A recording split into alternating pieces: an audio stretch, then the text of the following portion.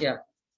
Jadi di sini prinsipnya hanya mengulang karena tidak terlalu beda antara pasar persaingan sempurna, pasar monopoli, pasar oligopoli, antara ekonomi konvensional dengan ekonomi Islam. Perhatikan, pasar itu, ya, ini ada slide-nya. Pasar itu, coba lihat di sebelah kiri ada barang. Ya, ini yang saya lingkari ini. Barangnya ada dua, ada heterogen dan ada homogen. Kemudian ada penjual yang kolomnya ada sedikit dan banyak. Perhatikan.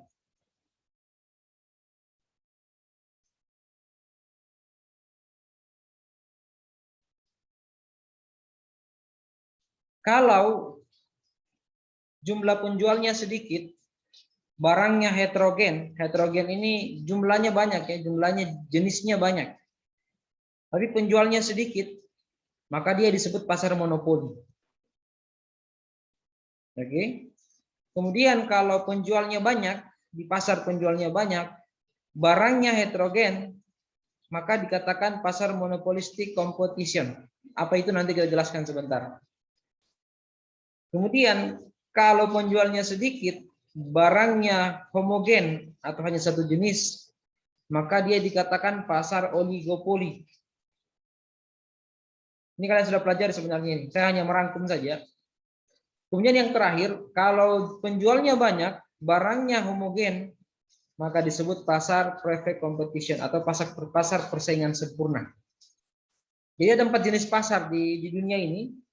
Di mana-mana saja ada 4 jenis pasar. Yang membedakan pasar tersebut ada 2. Barang yang dijual dengan jumlah penjualnya.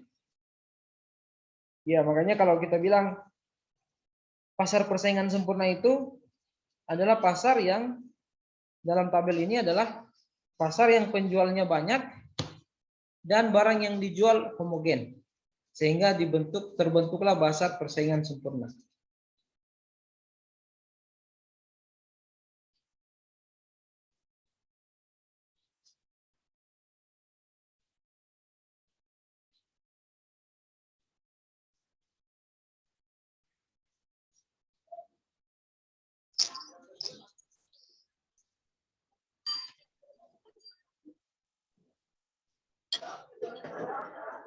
Nah, pasar perfect competition atau pasar persaingan sempurna, Herfindahl indeksnya di bawah 0,2.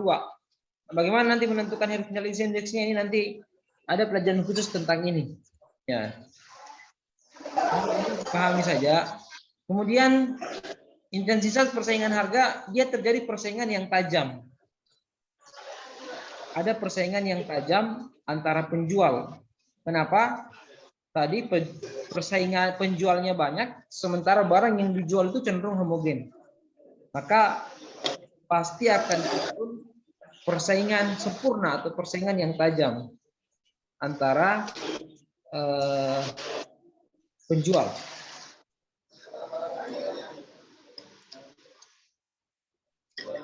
Kemudian pasar monopolistic competition. Persaingan dapat tajam dan dapat pula tidak, tergantung pada diferensial atau perluasan produk. Nanti kita bahas contohnya sebentar. Indeksnya di bawah juga di 0,2. Kemudian yang ketiga pasar oligopoli. Indeksnya antara 0,2 sampai 0,6. Persaingan dapat tajam tapi dapat pula tidak, tergantung pada persaingan antara perusahaan. Ini sama dengan monopolistic competition. Tapi dia yang menjadi penentunya adalah persaingan antar perusahaan. Kalau monopolistic competition tadi yang menjadi penentunya adalah tajam atau tidaknya persaingan adalah diferensiasi produk atau perluasan produk itu sendiri. Ini yang terakhir ada pasar monopoli. Indeksnya 0,6 ke atas. Intensitas persaingan harga biasanya persaingan rendah kecuali terancam dengan masuknya pemain baru. Jadi kalau pasar monopoli itu, kalau ada orang monopoli barang, itu persaingannya rendah. Nanti ada pemain baru muncul persaingan. Jadi kita lihat secara lebih detail pembagian pasar ini.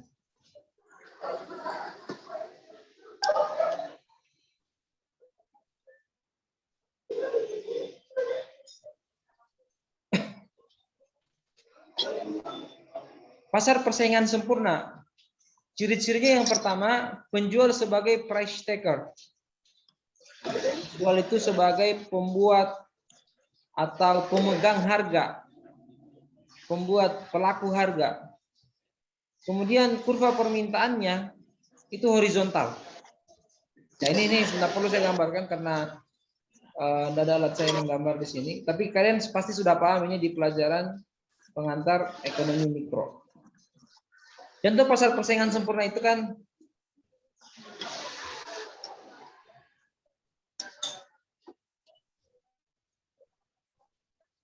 misalnya apa ya? Misalnya pasar di Baruga itu pasar persaingan sempurna itu. Ya, misalnya pasar telur di Baruga itu produsennya atau penjualnya banyak. Kemudian penjualnya banyak dan pasar telurnya homogen dia, telur saja produknya. Sehingga betul-betul terjadi persaingan sempurna. Ya, orang tidak bebas menaikkan harga. Penjual itu menyesuaikan harga masing-masing. Betul-betul terjadi persaingan sempurna. Kenapa? Kayak tadi telur, penjualnya banyak, sumber produsennya banyak, tetapi jumlah barangnya homogen, yaitu telur. Sehingga benar-benar antara penjual itu terjadi persaingan sempurna.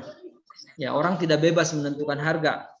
Ya, kalau satu menurunkan harga, maka otomatis dia tidak akan laku barangnya. Ya, atau dia akan mendapatkan kerugian. Misalnya harga telur. Silakan tanya itu di pasar itu, pasti harga telur itu sama semua. Ketika yang kecil-kecil 48.000 satu rak, yang lain juga 48.000 satu rak.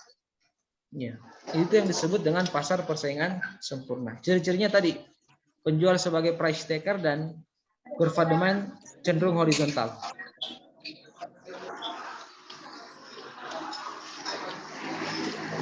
Kemudian pasar yang kedua, pasar persaingan monopolistik. Terdiferensinya atau perluasan produk yang dijual memberikan peluang bagi penjual untuk menjual barangnya dengan harga yang berbeda dengan harga lain yang ada di pasar. Adanya vertical differentiation dan kurva demand berslop negatif dan landai. Ya, jadi ada produk yang diferensial. Ya, misalnya ada sampo misalnya, sampo clear. Ya, dia ada dua jenisnya. Ada sampo clear anti ketombe misalnya, ada juga sampo clear anti kutu misalnya, ada juga yang bikin rambut lurus. Ya, itu apa? Ya terjadi karena barangnya banyak dan penjualnya juga banyak. Itu pasar persaingan monopolistik. Ini ciri-cirinya ada 3. Ya, nanti ini harusnya sebenarnya digambar, cuman karena kita tidak ini, nanti dicarilah di buku-buku atau materinya. Saya kira ini sudah diberikan pada saat pengantar ekonomi mikro. Kemudian monopoli, hanya satu penjual di pasar. Ya, ingat monopoli tadi ini penyebabnya adalah, saya lihatkan di sini. Monopoli ini dia terjadi karena penjualnya sedikit, barangnya heterogen. Ya, barangnya jenisnya agak banyak tapi penjualnya sedikit. Ya, nanti kita lihat.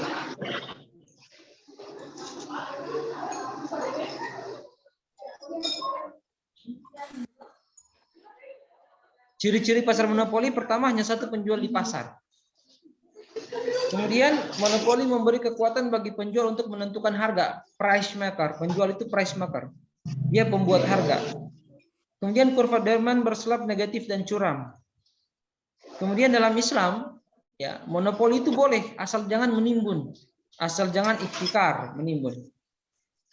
Ada dalil yang mengatakan barang siapa yang melakukan ihtikar atau menimbun untuk merusak harga pasar sehingga harga naik secara tajam, maka ia berdosa. Jadi dalam Islam itu melarang orang yang menimbun barang.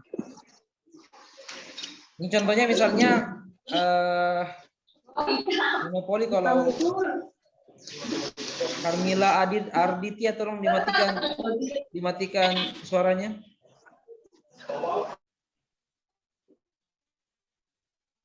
Ya, semua dimatikan suaranya ya. Videonya boleh dinyalakan kalau jaringannya bagus. Kalau enggak bagus, enggak apa-apa juga dimatikan. Ya, monopoli saya kembali tadi, hanya satu penjual di pasar atau penjualnya sangat sedikit. Contoh misalnya Pertamina, ya BBM di Indonesia ini kan, atau di Sulawesi Tenggara, jadi di Indonesia ada yang lain, di Malaysia, di Bogor itu atau di Jakarta ada Petromax, ada BBM yang lain. Kalau di Indonesia, di Sulawesi Tenggara hanya satu penjual bensin, penjual minyak, yaitu Pertamina. Sehingga Pertamina itu berhak menentukan harga. Dia membuat harga dan tidak ada saingannya. Ya, Pertamina bebas, mau dia kasih naik, mau Pertalite dia kasih naik 10.000, 2.000, dia turunkan 1.000, itu terserah dia karena dia tidak punya saingan. Kita tidak punya barang lain untuk menjadi barang pengganti dari bensin tadi. Ya. Atau misalnya beras, ya. Beras di Sulawesi Tenggara ini kan sebenarnya sumbernya itu tidak banyak. Ya, dia itu kebanyakan untuk kota Kendari ini yang mensuplai beras itu kalau bukan Konawe Selatan, Bombana, dan Sulawesi Selatan. Ya, Sulawesi Selatan yang paling banyak menyuplai beras ke Kendari, kota Kendari. Ya, bukan Konsel ya. Kalau Konsel rata-rata di Konsel banyak. Tapi kota Kendari itu kebanyakan adalah dari Sulawesi Selatan. Nah, ini termasuk pasar monopoli juga sebenarnya. Agennya itu termasuk pasar monopoli. Kalau mereka menaikkan harga, ya mereka bebas karena hanya sedikit. Ya, dia punya penjual sedikit, tetapi barang yang dijual juga banyak jenisnya. Beras ada beberapa jenisnya. Ada beras kepala, ada beras biasa. Nah, apa yang dilarang dalam Islam? Monopoli tidak apa-apa di Islam, dibolehkan. Tetapi yang dilarang itu adalah ihtikar, menimbun. Contoh misalnya dia timbun beras. Dia timbun beras sehingga harga naik, maka ini yang tidak boleh dalam Islam. Ya. Kalau dalam ekonomi Islam, ya intervensi harga itu tidak boleh. Nanti saya akan jelaskan di pertemuan yang lain. Tetapi kalau intervensi pasar boleh.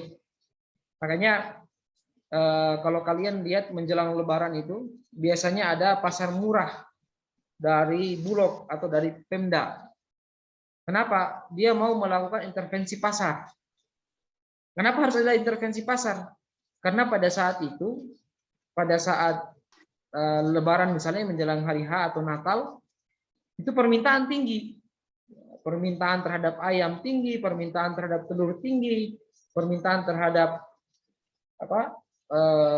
beras tinggi. Dan hukum permintaan adalah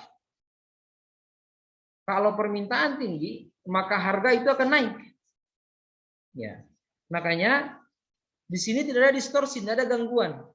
Maka dalam ekonomi Islam pemerintah boleh melakukan intervensi pasar. Ya, dengan melakukan pasar murah misalnya. Biasanya Bulog yang mengadakan itu. Ya. Tapi tidak boleh menentukan harga. Ya, dia tidak boleh membatasi harga pasar. Dia tidak boleh menekan penjual untuk menjual dengan harga sekian, tidak boleh. Dia hanya boleh mengintervensi pasar. Kenapa dia harus intervensi pasar? Karena kalau sekiranya penjual itu menjual dengan harga yang mahal, karena permintaan naik pada saat Lebaran tadi, dan pemerintah melakukan intervensi pasar, dia melakukan menjual dengan harga standar, maka otomatis orang akan beli ke pemerintah. Ya, sehingga ini memaksa penjual di dalam pasar tersebut menurunkan harganya atau menormalkan harganya. Itu kalau terjadi distorsi pasar. Nah, kalau terjadi distorsi atau distorsi tadi kalau tidak terjadi distorsi, tidak ada gangguan, hanya ada musim yang menyebabkan permintaan meningkat. Tapi yang kedua, kalau terjadi distorsi pasar, misalnya ada ihtikar, ada orang yang menimbun, ya bombana panen, konsel panen, ya atau stoknya lengkap, tapi harga beras di pasar Kendari itu mahal. Artinya patut diduga ada orang yang menimbun barang. Nah, di sini pemerintah wajib melakukan intervensi harga agar penjual yang menimbun barang tadi itu tidak bisa sewenang-wenang, dia harus mengeluarkan barangnya, karena kalau tidak, ya pemerintah tidak boleh mengizinkan ada harga beras yang dijual misalnya di atas 150.000 per 10 kg. Ya, sehingga penimbun tadi akan, kalau dia simpan terus barangnya, akan busuk barangnya dan dia akan mengalami kerugian. Jadi pemerintah boleh melakukan intervensi pasar, intervensi harga kalau terjadi distorsi atau ihtikar.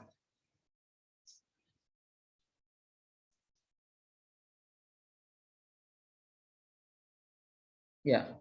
Kemudian pasar oligopoli, ini yang terakhir, yang ketiga. Ada beberapa penjual di pasar, aksi penjual saling memperhatikan penjual yang lain. Ya, ada kejadian atau beginilah. Pernah kejadian tahun 2014 itu tiba-tiba Lion itu menurunkan harga tiket pesawat. Ya, Lion itu kan kalau yang ya 2010 sampai 2014 itu Kendari Makassar itu hanya 180.000 kalau kita naik pesawat. Jadi lebih murah naik pesawat daripada naik ferry Kendari Makassar. Hanya 150.000. Kenapa? Iya. Karena penjualnya produsennya sedikit, ya, sehingga mereka saling ngintip aksi yang dia lakukan. Ya, dia akan saling memperhatikan strategi pemasaran, strategi penjualnya. Lion yang punya modal besar saat itu, dia punya pesawat yang banyak, dia turunkan harganya. Ya, turunkan harganya sampai pada harga terendah, bahkan rendah sekali. Ya, sehingga terjadi masalah dengan penjual-penjual atau dengan maskapai penerbangan yang lain. Makanya saat itu pemerintah melakukan batas bawah dan batas atas harga. Ya. Jadi pasar oligopoli ini intinya penjual itu sedikit dan saling melirik atau saling melihat strategi. Ya. Walaupun jual kopi misalnya, mungkin diantara kan ada yang bisnis kopi, di sampingnya ada juga pebisnis kopi, maka saling melirik. Ya, kalau dia jual kopi dengan harga sekian, maka yang lain juga akan turun. Kalau dia tambah varian kopi Arabica misalnya, itu maka penjual lain juga akan mengikuti itu. Karena kalau tidak, ya mana yang paling dibutuhkan masyarakat, mana yang strateginya paling dekat, dia akan laku. Sementara yang tidak bagus melakukan strategi, maka dia akan gulung tikar. Jadi pasar oligopoli tadi ini penjual itu saling memperhatikan satu sama lain. Ada beberapa penjual di pasar. Kemudian aksi tadi itu, ya yang saya bilang tadi, mereka saling melirik, ada dua aksi. Yang pertama, menentukan berapa kuantitas yang akan diproduksinya, jadi saling melihat. Ya, karena kalau terlalu banyak mungkin saya produksi kopi, mungkin tidak akan laku. Kemudian yang kedua, menentukan berapa harga yang akan ditawarkannya. Jadi kuantitas dan harga itu akan menjadi aksi yang mereka lakukan untuk saling bersaing di antara dua atau beberapa penjual dalam pasar oligopoli. Ya, saya kira itu jenis-jenis pasar. Ini hanya sebagai pengingat saja dan tadi bagaimana pandangan ekonomi Islam dalam pasar monopoli. Adapun yang lainnya sebenarnya sama dengan pasar-pasar yang lain. Oke, saya kira begitu untuk materi yang ke-8 ini. Kita satu materi lagi. Silakan kalau ada yang mau ditanyakan.